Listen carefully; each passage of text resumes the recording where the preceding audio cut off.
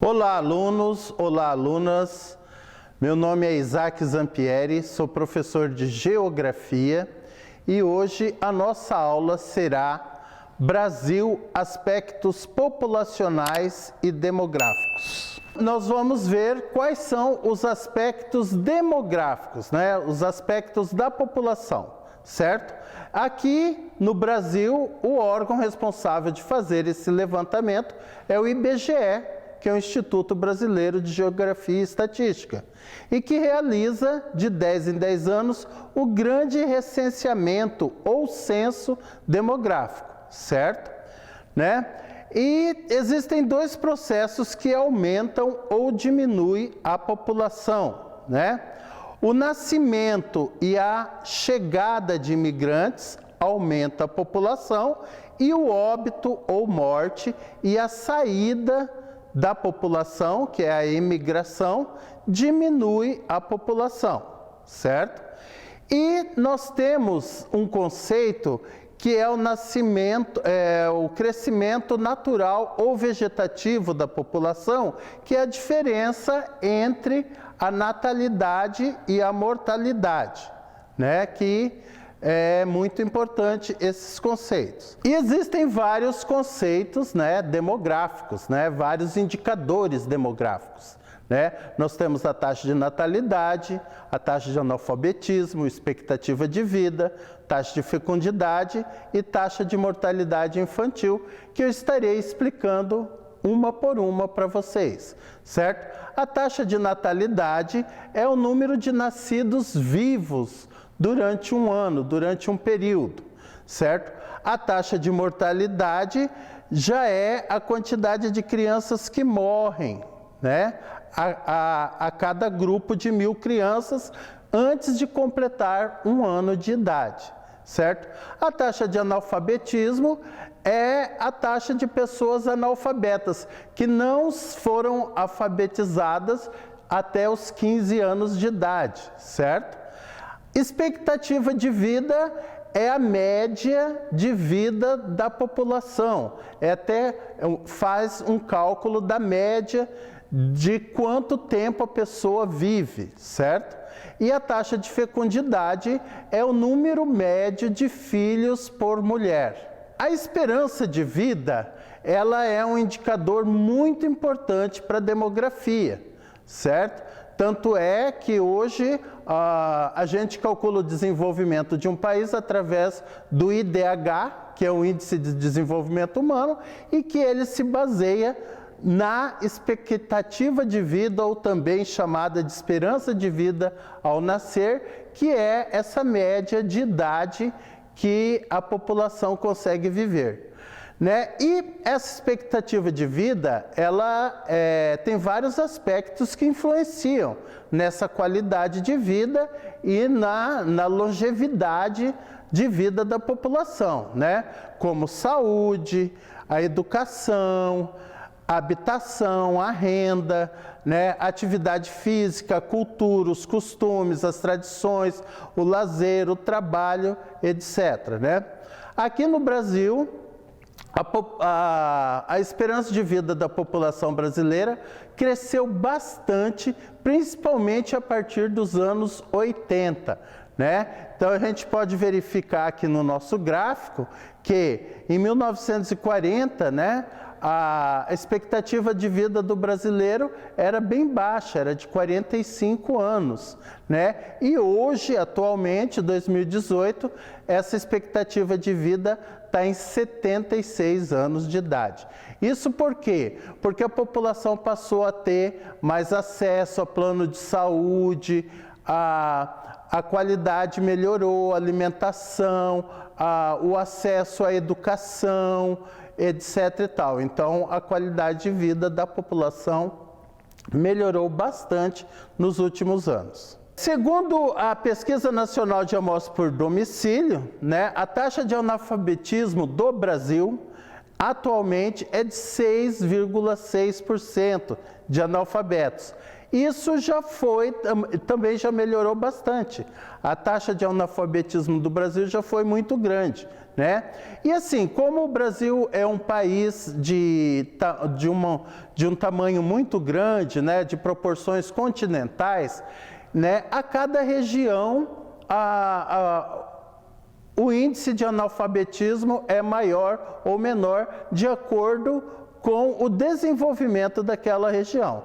A gente pode perceber aqui no mapa, né, que a região com maior número de analfabetos é a região Nordeste, seguido pela região Norte, né? Por quê? Porque o desenvolvimento dessas regiões, né, a qualidade de vida da população dessa região é mais baixa, principalmente se comparando com os estados e com as regiões mais desenvolvidas, que são a região Sudeste e a região Sul. E o Centro-Oeste fica no meio termo, né? Também tem uma taxa significativa, né, de analfabetos, mas não é tão grande quanto o Norte e Nordeste. Agora nós temos aqui um gráfico que mostra a população, né, desde 1872 até 2010, né? Nós podemos perceber que até 1990 houve um grande crescimento da população, né, que está associado ao crescimento vegetativo positivo, à migração, à diminuição da taxa de mortalidade infantil. E a partir de 1990, nós vamos ter uma diminuição desse crescimento, né? E a explicação está associada à diminuição da taxa de fecundidade, né? As mulheres passaram a ter menos filhos, né? Ao planejamento familiar, né, que toda família deveria fazer, né, para ter uma quantidade de filhos que ela consiga, né, tratar bem esses filhos, dar acesso à educação, saúde, lazer, etc., certo? E as mudanças culturais, ao comportamento, porque a mulher passou a trabalhar fora, a não ser tão dona de casa, então passou a ter menos filhos também. A taxa de mortalidade no Brasil, ela teve uma diminuição graças ao novo sistema de saúde, a população ter um acesso maior aos planos de saúde, né? Então, a qualidade de vida da população melhorou, certo? Então, a taxa de mortalidade diminuiu, certo? E a taxa de natalidade também diminuiu em função de que hoje as pessoas já não têm mais tantos filhos, né? Existe, como eu falei anteriormente, tem um planejamento familiar, né? A taxa de mortalidade diminuiu por causa dos novos remédios, né? Por causa do avanço da medicina, etc. e tal, né? E as melhores condições sanitárias, saneamento básico, etc. e tal, e higiene também, certo? E a natalidade diminuiu por causa da queda da taxa de mortalidade, certo?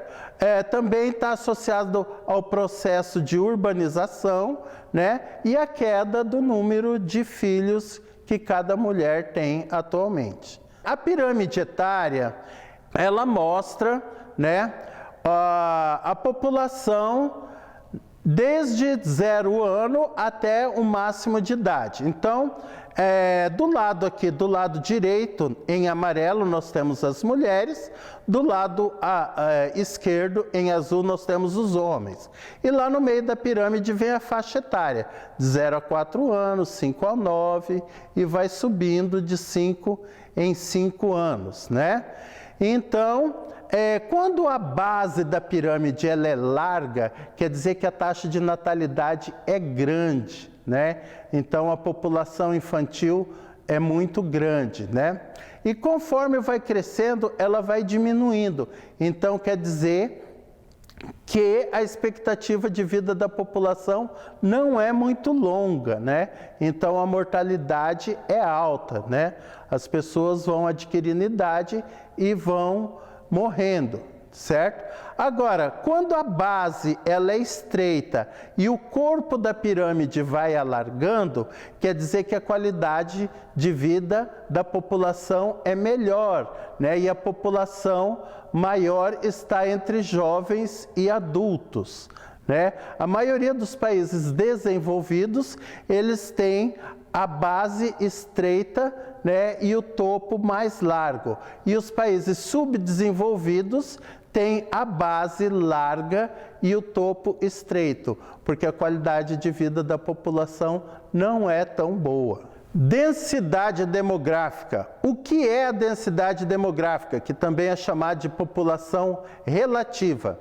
Porque nós temos dois conceitos de população. População absoluta, que é o total de habitantes de determinado lugar, e a população relativa, também chamada de densidade demográfica, que nada mais é do que o número de habitantes dividido pela área de determinado território, né? Nós temos aqui como exemplo no slide determinado lugar com uma população de 1 milhão de habitantes e o tamanho do lugar é 300 mil quilômetros quadrados.